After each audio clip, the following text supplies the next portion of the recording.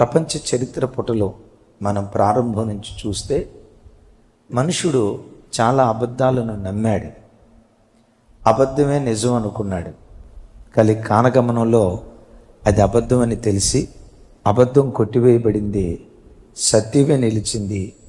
ఎప్పటికీ ఎన్నటికీ సత్యమేవ జయితే అనండి ఒకసారి. చాలాసార్లు కొన్ని కథలు చరిత్ర పుటల్లో ప్రజలు మాట్లాడుకునేవి కొన్ని విన్నాం. నిజమే అని ప్రజలు చాలా మట్టుకు నమ్మారు. ఇప్పటికీ ప్రపంచం అంతా విస్తరించిన ఓ భయంకరమైన అబద్ధం, ప్రత్యేకంగా మన భారతదేశంలో విస్తరించిన ఒక భయంకరమైన అబద్ధం ఏంటో తెలుసా? యేసుక్రీస్తు అని అనటంతో అనే మాట, ఆయన అమెరికా దేవుడండే, తెల్లోళ్ళ దేవుడండే, మనకు దేవుళ్ళు తక్కువయ్యా తెల్లోళ్ళ దేవుడిని దిగుమతి చేసుకుంది, మనకు దేవుళ్ళు తక్కువయ్యా అమెరికా దేవుడిని తెచ్చుకుంది అని చిన్న పిల్లోడిని భారతదేశంలో అడిగిన యేసు ప్రభు అంటే ఎవరో తెలియని ఒక చిన్న పిల్లోడిని అడిగిన, చెప్పండి, యేసు ప్రభు అంటంతో ఎవరంటారు? ఆయన తెల్లోళ్ళ దేవుడండి, అమెరికా దేవుడండి. మిమ్మల్ని అడుగుతా, ఈ బైబిల్లో ఎక్కడైనా యేసు ప్రభు తెల్లోళ్ళ దేవుడు అని ఎక్కడైనా రాసిందా? అమెరికా దేవుడు అని ఎక్కడైనా రాసిందా? బ్రిటిష్ వాళ్ళ దేవుడు అని ఎక్కడైనా రాసిందా? కానీ మన భారతీయులు దేని నమ్ముతున్నారు? యేసు ప్రభు అంటంతో తెల్లోళ్ళ దేవుడు, అమెరికా దేవుడు. నిజమే, నిజం చెప్పులు దొడుక్కునే లోపు అబద్ధం ప్రపంచం అంతా తిరుగుతుంది. కాదురా నాయన, యేసు ప్రభువే గనక తెల్లోళ్ళ దేవుడు అయి ఉంటే, యేసు ప్రభువే గనక అమెరికా దేవుడు అయి ఉంటే మేమెందుకు నమ్ముకుంటాం? ఆ తెల్లోళ్ళ దేవుడు మనకెందుకు? ఫారెన్ దేవుడు మనకెందుకు? మరి యేసు ప్రభుని మీరు ఎందుకు నమ్ముకున్నారయ్యా? సృష్టి అంతటికి ఒక్కడే దేవుడు ఉన్నాడు. యేసుక్రీస్తుని గురించి వాక్యం అంటుంది, యేసుక్రీస్తు అందరికీ ప్రభు అయి ఉన్నాడు. ఎందరికీ? అందుకని ప్రభు సత్శరీరునిగా ఈ లోకంలో ఉన్న దినాల్లో ఇలా పిలిచారు, ప్రయాసపడి భారం మోయిచున్న తెల్లోళ్ళారా నా దగ్గరికి రండి అన్నాడా? అమెరికా వాళ్ళారా నా దగ్గరికి రండి అని అన్నాడా? నల్లోళ్ళారా నా దగ్గరికి రావద్దు అని అన్నాడా? ఏమన్నారు? ప్రయాసపడి భారం మోయిచున్న సమస్త జనులారా నా యొద్దకు రండి, నేను మీకు విశ్రాంతిని కలుగు చేస్తా. ఏది నిజం? యేసుక్రీస్తు సమస్త జాతుల ప్రజలకు దేవుడు, ఇది నిజం. సమస్త మానవాళి కొరకు తన ప్రశస్త రక్తాన్ని చిందించాడు, ఇది నిజం. సృష్టి అంతటికి ఒక్కడే దేవుడు ఉన్నాడు, ఒక్కడే దేవుడు ఉన్నాడు. ఒక్కడే సూర్యుడు ఉన్నట్లు, ఒక్కడే చంద్రుడు ఉన్నట్లు, ఒక్కటే భూమి ఉన్నట్లు, సర్వ సృష్టిని సృష్టించిన దేవుడు ఒక్క దేవుడే ఉన్నాడు. ఆ ఒక్క దేవుడే యేసుక్రీస్తు ప్రభువారు, ఇది నిజం. కానీ ఎంత చెప్పినా కొంతమంది లేదు లేదు, మా గ్రామానికి ఒక దేవుడు ఉన్నాడండి, మా పట్టణానికి ఒక దేవుడు ఉన్నాడండి, మా దేశానికి ఒక దేవుడు ఉన్నాడండి అని ప్రజలు అబద్ధాన్ని నిజమని నమ్ముతారు. బట్ ఒక అద్భుతం చెప్పమంటారా? సత్యమేవ జయితే అనండి, పెద్దగా చెప్పాలి, అనండి. ఎప్పటికైనా సత్యమే గెలుస్తుంది. కాలగమనంలో కొంతకాలం అబద్ధాన్ని నిజమని నమ్మినా కొంతకాలం తర్వాత అబద్ధం కొట్టివేయబడుతుంది, సత్యం ఎప్పటికీ ఎన్నటికీ నిలుస్తుంది. ఆమేన్. ఏమండి, మనమే కాదు, ప్రపంచ దేశాలన్నిటికీ చాలా మూఢనమ్మకాలు ఉన్నాయి. ఆ మూఢనమ్మకాల్లో కొన్ని నమ్మకాలు చెప్పమంటారా? అట్లాస్ పేరు విన్నారా ఎప్పుడైనా? వెనకపాటు వింటే చదువుకున్న ప్రతి వాళ్ళు వింటారు. అట్లాస్ అనే దేవుని గురించి గ్రీకులు ఏమి నమ్ముతారంటే, అట్లాస్ అనే దేవుడు ఆకాశాన్ని తన భూమి మీద మోస్తున్నాడంట,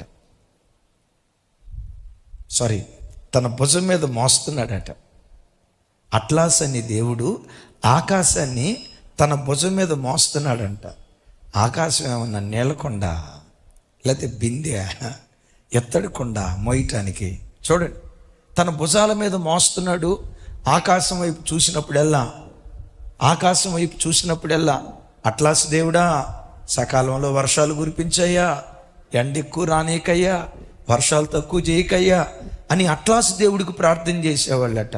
ఎందుకయ్యా అట్లాస్ దేవుడి కంటే? అట్లాస్ దేవుడు అంటే ఎవరు అనుకున్నారు? ఎవరు? ఆకాశాన్ని మోసేవాడు. ఏమండి, టెక్నాలజీ అంతా విస్తరించింది, ప్రపంచమంతా టెలిస్కోప్తో రికార్డ్ చేశారు. ఆకాశం ఉంది కానీ అట్లాస్ దేవుడు మాత్రం లేడు. మీకు తెలుసా? గ్రీకీల నమ్మకం ఆర్తిమాదేవి మహాదేవి అనే పేరు మీరు వినుంటారు కదా. ఎఫెస్సి పట్టణంలో ఆర్తిమాదేవి మహాదేవి, ఆర్తిమాదేవి మహాదేవి అని గగ్గోలు పెడుతూ కేకలేశారు. ఎందుకు ఆ దేవత అంటే వాళ్ళకి అంత పిచ్చో తెలుసా? భూమి అంతటిని ఆర్తిమాదేవి భుజాల మీద మోస్తుందట. ఒకసారి చెప్పండి, చెప్పండి. ఆర్తిమాదేవి భూమిని తన భుజాల మీద మోస్తుందట.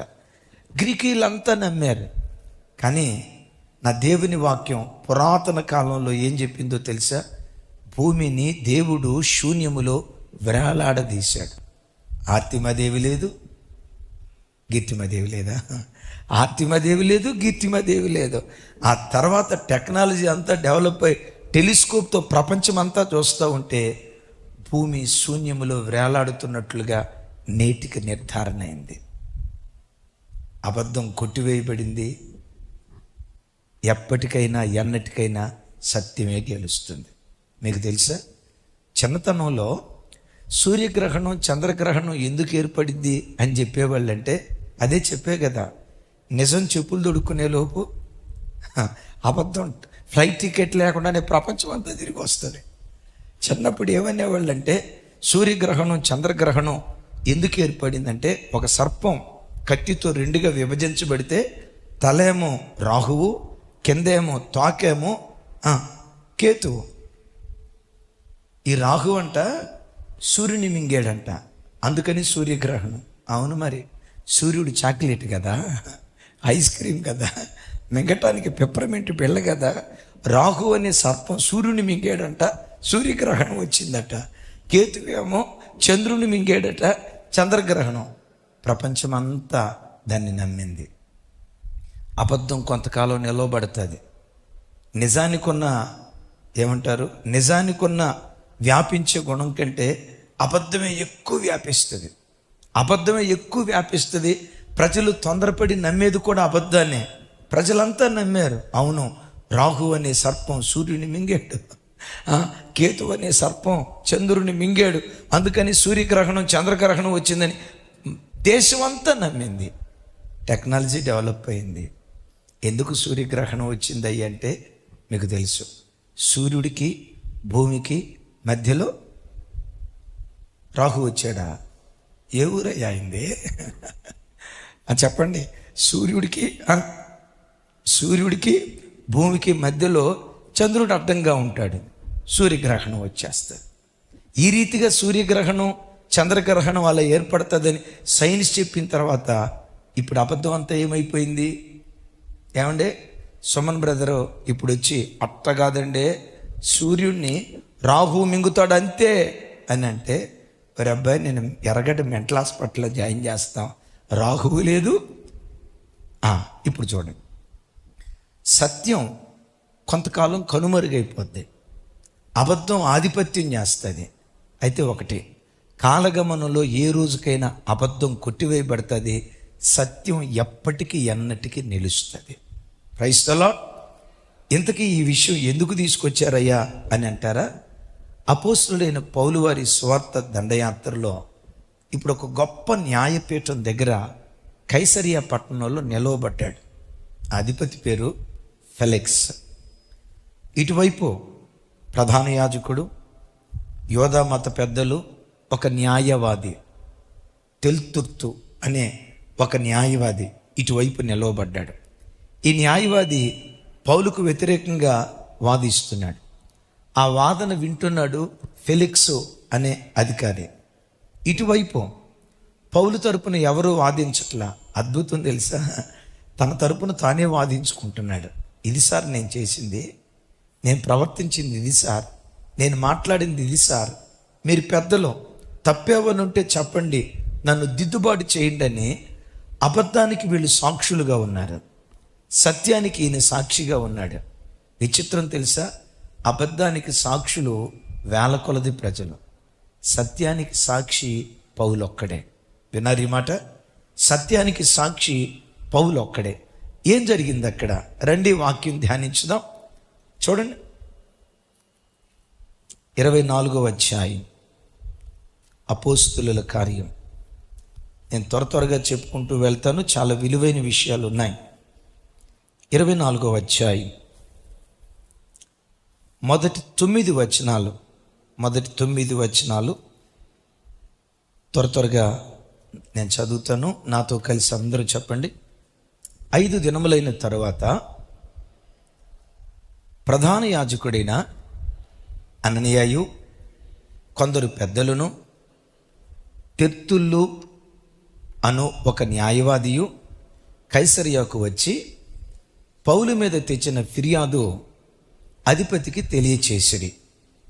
పౌలు రప్పించబడినప్పుడు తెర్తుల్లు అతని మీద నేరము మోపన ఆరంభించి ఇట్లనెను: మహాఘనత వహించిన ఫెలిక్సా, మేము తమరి వలన ఎంతో నెమ్మది అనుభవించుచున్నామనియు ఈ దేశ జనములకు సంభవించిన అనేకమైన కీడులు తమరి పరామర్శ చేత దిద్దుబాటుగుచున్నవనియు ఒప్పుకొని మేము సకల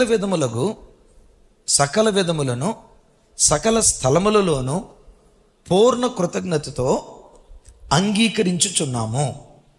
నేను తమకు ఎక్కువ ఆయాసము కలుగు చేయకుండా మేము క్లుప్తముగా చెప్పుకుని దానిని తమరు ఎప్పటి వలె శాంతముగా వినవలెనని. చూసారు ఆ పదజాలాలు ఎట్లున్నాయో, ఎంత కుయుక్తిగా మాట్లాడుతున్నాడో. అదే బిస్కెట్ వేస్తారంటారు చూసారా, బిస్కెట్లు వేస్తున్నాడు. బిడ్డలారా, మన దగ్గర నుంచి ఏదో ఆశించేవాడు మనకు గ్యాస్ కొడతాడు. ఒకడు మనల్ని పొగుడుతున్నాడంటే, బ్రదరు మన చర్చిలో నీలాంటి మంచోళ్ళు ఎవరు ఉన్నారు బ్రదరు, యేసు ప్రభువుని చూసా తర్వాత నిన్నే చూసా అని తెగ పొగుడుతున్నారంటే మొత్తానికి వాడు ఏదో అవసరం నిమిత్తం మన దగ్గరకు వచ్చాడు అని ఇట్టే పసిగట్టాలి. చూడండి అసలు నోరు తెరిస్తే తమకు ఎంత పొగుడుతో మాట్లాడుతున్నాడో, ఎంత కుయుక్తిగా మాట్లాడుతున్నాడో చూడండి. వేడుకొనుచున్నాను. నెక్స్ట్, ఈ మనుషుడు పౌలు, ఈ మనుషుడు పేడ వంటి వాడును, భూలోకమందున్న సకల యూదులను కలహమునకు రేపువాడును, నజరేయుల మతభేదమునకు నాయకుడై ఉన్నట్లు మేము కనుగొంటిమి. మరియు ఇతడు దేవాలయమును అపవిత్రము చేయుటకు యత్నపడిన గనుక మేము అతనిని పట్టుకొంటిమి. తమరు విమర్శించిన యొడల ఏమన్నారు చెప్పండి. ప్రారంభం పెద్దగా ఏమన్నారు? నువ్వు అనలా, మీరు అనలా. నువ్వు అనేది సింగులర్ కదా, మీరు అనేది కాస్త గౌరవంతో కూడుకున్నది కదా. ఏమంటాడు? మీరు అనలా. ఏమంటాడు చెప్పండి? తమరు. తమరు 8వ వచనం 7వ వచనం. తమరు విమర్శించిన ఎడల. నెక్స్ట్, మేము ఇతని మీద మోపుచున్న నేరములన్నీ మీకే అనొచ్చుగా, తమకే తెలియవచ్చునని చెప్పాను. రైట్. యూదులందరూ సమ్మతించి ఈ మాటలు నిజమే అని చెప్పిరి. ఎవరెవరు? ఇక్కడ వినండి. అబద్ధానికి ఎంతమంది సాక్షులు ఉన్నారు? ప్రధాన యాజకుడు అననీయ, రెండవది యోధా మత పెద్దలు, న్యాయవాది. దేనికి సాక్షులుగా ఉన్నారు? అబద్ధానికి సాక్షులుగా ఉన్నారు. సత్యం వైపు ఎంతమంది ఉన్నారు? సత్యం వైపు పౌలు ఒక్కడే నిలవబడ్డాడు. నిజమే ప్రభు బిడ్డలారా, మనం బ్రతికే ఈ లోకంలో మనం చెప్పేది నిజమైన సత్యం ప్రక్క చాలా కొద్దిమంది నిలవబడతారు. సత్యానికి సాక్షులుగా కొంతమంది నిలవబడతారు. సత్యానికి జనాలు సాక్షులుగా నిలవబడలేదని, అబద్ధాన్ని ఎక్కువ మంది నమ్ముతున్నారని మనం దానివైపు పరిగెత్తాల్సిన అవసరం లేదు. లోకంలో ఒక సామెత ఉంది, నలుగురిలో ఫిల్ ఇన్ ద బ్లాంక్స్, గుంపులో ఫిల్ ఇన్ ద బ్లాంక్స్. అట్లా ఉండకూడదు. విన్నారా? నలుగురితో ఆగండి, 10 మందితో గుంపులో అట్లా ఉండొద్దు. సత్యానికి సాక్షులుగా ప్రభు సన్నిధిలో నిలవబడాలి. బబులోను దేశంలో మొత్తం ప్రజలంతా ఆ రాతి, ఆ బంగారు ప్రతిమ వైపు వెళ్ళారు. షడ్రక్, మెషక్, అబేద్నెగోలు ఈ ముగ్గురే సత్యానికి సాక్షులుగా నిలవబడ్డారు. అద్భుతం తెలుసా? సత్యానికి సాక్షులుగా నిలవబడితే అగ్నిమంటలు అధికమయ్యాయా? అగ్నిమంటలు ఆరిపోయాయా? అగ్నిమంటలు అధికం అవటం కాదు, 7 అంతలు అధికమయ్యాయి. కొన్నిసార్లు నీ బ్రతుకులో నువ్వు దేవుని కొరకు నిలవబడినప్పుడు కొన్నిసార్లు నీకు శ్రమలు అధికమవుతాయి, ఆపదలు అధికమవుతాయి, అపాయాలు అధికమవుతాయి, అవమానాలు అధికమవుతాయి, తిరస్కారాలు అధికమవుతాయి, ప్రజల మధ్యలో గేలితో కూడుకున్న మాటలు అధికమవుతాయి. అలాగని వాళ్ళెవరో గేలి చేశారు, వీళ్ళెవరో చులకన చేశారు, వాళ్ళేదో అవమానకరంగా మాట్లాడారని ఎవరి కోసమో విశ్వాస జీవితంలో మోమాటం కలిగిన వారిగా బ్రతకూడదు. మేము మొక్కో రాజా, మొక్కరా, ఆగండి మీ పని చెప్తామని అగ్నిమంటలు 7 అంతలు చేశారు. 7 అంతలు చేసేటప్పుడు వెంటనే దేవుడు ఆర్పాడా లేదా? ఆర్పాడా?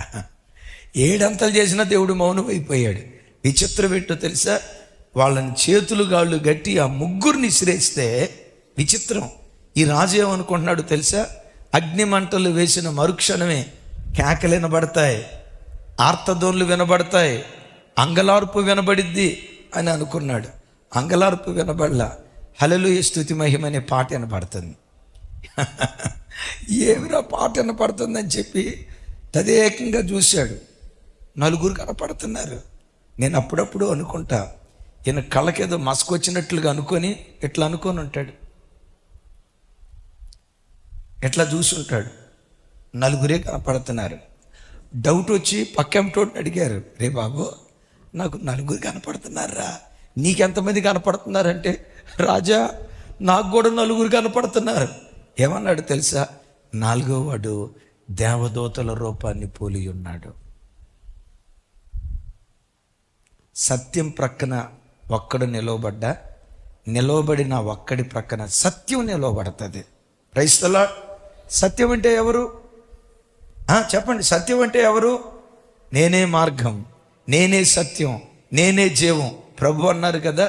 సత్యం ప్రక్కన నువ్వు నిలవబడితే సాక్షాత్తు యేసయ్యే నీ ప్రక్కన నిలవబడతాడు. దేవుడు మన పక్షమై ఉండగా మనకు విరోధి ఎవడు? యేసయ్యకి మహిమ కలుగును గాక. అందుకని మీరు ఉద్యోగం చేసే స్థలాల్లో నేను ఒక్కదాన్నే క్రైస్తవురాల్ని, ఈ ఫలహారం తినను అంటే వాళ్ళు నన్ను చిన్న చూపు చూస్తారుగా. నేను ఒక్కదాన్నే క్రైస్తవురాల్ని, నుదుటి వేరే రకంగా చూస్తారేమోగా. నేను వెళ్ళేది పెంతుకోస్తు సంఘం, మరి ఇంత సింపుల్గా ఉంటే అక్కడేవైనా అంటారు కదా అని ఎవరి కోసమో నీ భక్తిని కప్పెట్టొద్దు. యేసయ్య అంటారు కదా, దీపాన్ని వెలిగించి మంచం కింద కానీ, కొంచెం కింద కానీ, కంచం కింద కానీ పెట్టరాట. దీపాన్ని ఎక్కడ పెడతారు? అందరికీ వెలుగునివ్వటానికి దీపస్తంభం మీద నిలవబెడతారు. ఎక్కడ బ్రతుకుతున్నా యేసయ్యకు సాక్షులుగా బ్రతికే కృప దేవుడు మనకు అనుగ్రహించునుగాక. ఇప్పుడు చెప్పండి, అబద్ధం ప్రక్కన ఎంతమంది ఉన్నారు? సత్యం ప్రక్కన ఎవరున్నారు? ఒక్కడే ఉన్నాడు. ఆ ఒక్కడి ప్రక్కన ఎవరు నిలవబడ్డారు? సత్యవంతుడైన దేవుడు ఆయన పక్కన నిలవబడ్డాడు. ఎప్పుడు జీవితంలో ఒకటి నమ్ము, ఎవరు నీ ప్రక్కన నిలవబడ్డా నిలవబడకపోయినా, ఎవరు నీ తరపున వాదించడానికి భుజాల మీద బాధ్యత వేసుకొని ఎవరు నిలవబడ్డా నిలవబడకపోయినా, దేవుడొక్కడు నీ పక్షపు వాడైతే, దేవుడొక్కడు నీ ప్రక్కన నిలవబడితే, దేవునొక్కడిని నీ వాడిగా చేసుకుంటే, ఓడిపోయే ఆఖరి క్షణాలలో కూడా, ఓటమి తప్పదు అని అనుకునే క్షణాలలో కూడా ఓటమి నుంచి విడిపించి జయనికేతనాన్ని దేవుడు ఎగరవేస్తాడు. యేసయ్యకి మహిమ కలుగును గాక. సరే చూడండి, కుయుక్తిపరులు, తంత్రగాళ్ళు, వాళ్ళ పదజాలం, వాళ్ళు వాడే మాటలు ఎట్లా ఉంటాయో చూడండి. ఫెలిక్స్ గవర్నర్, ఆ ప్రాంతపు అధికారి. ఆ ఫెలిక్స్ని ఏమని సంబోధిస్తున్నాడో పౌలు ఎలా సంబోధించాడో ముందు ఈ న్యాయవాది సంబోధించిన సంబోధన మరొకసారి చూద్దాం. 3వ వచనం.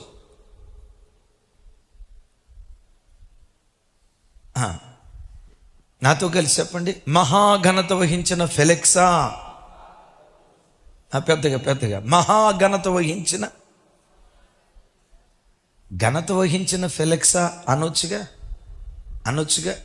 ఏమంటున్నాడు?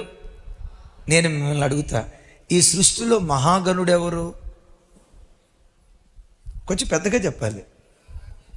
అది మహాగణుడు ఎవరంటే మన ఆరాధ్య దైవం ప్రభు అయిన యేసుక్రీస్తు వారు. అంటే దేవునికి ఆపాదించాల్సిన పదాన్ని ఎవరికి ఆపాదిస్తున్నాడు? కొన్నిసార్లు మనం కూడా బుద్ధిహీనంగా మా ఇంటికి దేవుడు అయ్యా నువ్వు కొంతమందిని పట్టుకొని ఉంటారు.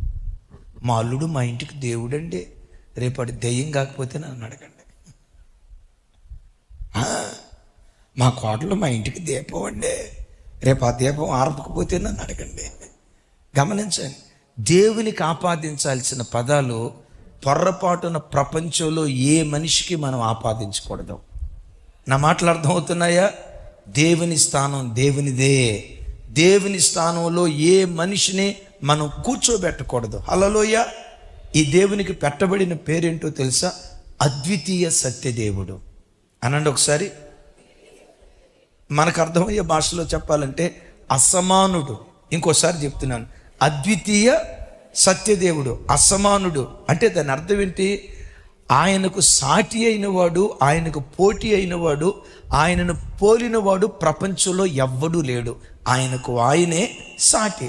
లోకంలో ఒక సామెత ఉంది, మనుషుని పోలిన మనుషులు ఆయన చూసినట్టే చెప్తున్నారు. 7 ఉన్నారా అంటారు. మనిషిని పోలిన మనుషులు 7 ఉన్నారంట. వీడు చూసినట్టే చెప్తాడు. ఏమో ఉండి ఉండొచ్చు, అయి ఉండొచ్చు. మనిషిని పోలిన మనుషులు 7 ఉంటారేమో కానీ యేసును పోలినవాడు ప్రపంచంలో ఎవ్వడు లేడు. ఆయనకు ఆయనే సాటి. ఇందాక పాడుకున్నాం కదా, యెహోవా వేల్పులలో నీ వంటి వాడెవరు? పరిశుద్ధతను బట్టి నువ్వు మహనీయుడో, స్తుతి కీర్తనలు బట్టి పూజ్యుడో, స్తుతి కీర్తనలు బట్టి పూజ్యుడో, నీ ఒక్కడివే అద్భుత కార్యాలు చేయగలిగిన వాడివి. మోషే అన్నాడే, ఎప్పుడు యేసయ్య స్థానంలో యేసయ్యకు వాడే పదాలు ప్రపంచంలో ఎవ్వరికి వాడకుందుముగాక. ఇప్పుడు ఈ ఏమంటారు, ఈ న్యాయవాది మహాఘనత వహించిన, చెప్పండి సార్, కొంచెం గట్టిగా చెప్పాలి. మహాఘనత వహించిన ఫెలెక్సా. మీరు అనొచ్చు ఫెలెక్స్ గారు అనాలి కదా, ఎందుకు అనలేదు? ఇంగ్లీష్ వాళ్ళు తర్వాత గారు అనరు. మహాఘనత వహించిన ఫెలెక్సా అని. ఇక చూడండి, వీడు ఐస్ చేస్తున్నాడు, గ్యాస్ కొడుతున్నాడు, ఎంత మృదువుగా మాట్లాడుతున్నాడో చూడండి. ఏమంటాడు? మేము తమరి వలన ఎంతో నెమ్మది అనుభవించుచున్నాం. ఈ దేశపు జనులకు సంభవించిన అనేకమైన కీడులు తమ పరామర్శ చేత దిద్దుబాటు అగుచున్నవని ఒప్పుకొని మేము సకల విధములను సకల స్థలములలోనూ పూర్ణ కృతజ్ఞతతో అంగీకరించుచున్నాము. నెక్స్ట్, నేను తమకు ఎక్కువ ఆయాసము కలుగు చేయకుండా. చూడండి ఆ పదాలు. నేను తమకు ఎక్కువ, నేనంట మాట్లాడింది ఒక వచనం మాటే కదా, దీనికి ఆయాసం అయిపోద్దా? కొంతమంది అంటే భలే కుతంత్రంగా మాట్లాడతారు. బైబిల్లో ఒక మాట రాసింది కదా, కొందరి మాటలట తేనె పూసిన కత్తి అంట. పెదాల మీద ఆ మాటల్లో వెన్ను ఉంటుంది, హృదయం అంతా చేదుతో ఉంటుందట. అందుకని పెట్టారా, ఎప్పుడు కొంతమంది మీ దగ్గరికి వచ్చి, బైబిల్లో ఒక మాట రాసింది, పగవాడు లెక్కలేనని ముద్దులు పెట్టుకుంటాడంట, ప్రేమించేవాడు చెప్పాలి గట్టిగా, పగవాడు లెక్కలేనని ముద్దులు పెట్టుకుంటాడంట, ప్రేమించేవాడు గద్దిస్తాడట. మీరు చెప్పండి, మీకు మిమ్మల్ని ముద్దు పెట్టుకునేవాడంటే ఇష్టమా, గుద్దేవాడంటే ఇష్టమా? అబద్ధం ఆడద్దు. నేను చూడటంతో గ్యాస్ కొడతా. రాజాతి రాజా, రాజగంభీర, రాజమార్తాండ, బెదరో, అసలు భూమి మీద నీలాంటి ఎవరు లేరు బ్రదరో అని అంటారే. ఆ మాటలు వింటూ ఉంటే అసలు ఆ ఫీలింగ్ ఉంటుందండి. మా వాడు 3వ ఆకాశానికి పోతాడు, ఎక్కడికో పోతాడు. ఈ బ్యాచ్ మనకు కావాలి. వాక్యం ఏమంటుందో తెలుసా? ప్రేమించేవాడు గద్దిస్తాడు, ప్రేమించేవాడు హెచ్చరిస్తాడు, ప్రేమించేవాడు బుద్ధి చెప్తాడు, ప్రేమించేవాడు ఇది తప్పు, ఈ త్రోవను వెళ్ళొద్దని ప్రతి సమయంలో మనల్ని డిక్టేట్ చేస్తూ ఉంటాడు. అలాంటి వ్యక్తులను మనం కోరుకుందుముగాక. గట్టిగా చెప్దాం ఆమేన్. తమరు ఎప్పటి వలె ఏమన్నాడు ఇక్కడ? తమరు ఎప్పటి వలె శాంతముగా వినవలనని వేడుకొనుచున్నాను. అంటే దాని అర్థం ఏంటి? సార్, మీరు ఇంతకు మునుపు నుంచి ఇప్పుడు కొత్తగా ఏం కాదు, ఇంతకు మునుపు నుంచి మీరు శాంతంగా ఉంటారు సార్. మీలాంటి శాంతమూర్తులు ఎవరు ఉన్నారు సార్? ఎప్పటి వల్ల ఇప్పుడు కూడా శాంతంగా ఉండాలి. చూడండి, ఇంతకు మునుపాడు బీపీ క్యాండిడేట్ అయి ఉండొచ్చు, ఏదైనా, కానీ అది చెప్పట్లా. ఏమంటున్నాడు? ఎప్పటి వలే శాంతముగా వినవలనని వేడుకొనుచున్నాను అని చెప్పి ఇట్లా ఫెలిక్స్ గురించి మాట్లాడాడు.